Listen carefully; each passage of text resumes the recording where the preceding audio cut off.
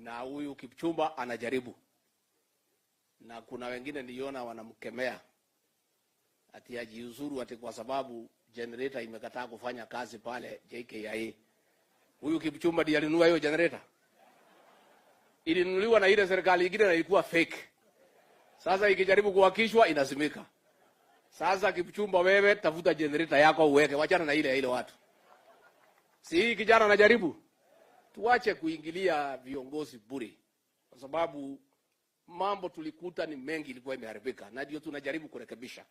Sasa wanataka kutubebesha hiyo mzigo, na hiyo generator ni hao walinunua pesa mingi, wakanunua kitu fake. Ikiwekwa moto, ikiwekwa load kidogo inaanza kutoa moshi.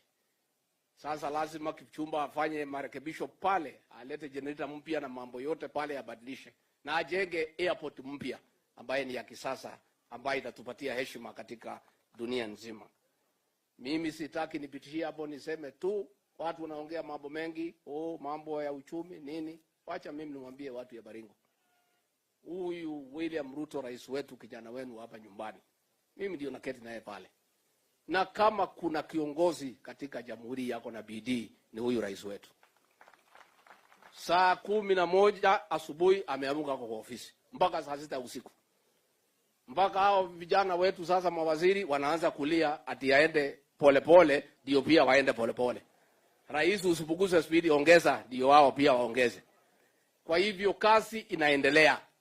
Ni vile tulikuta hali ikiwa mbaya.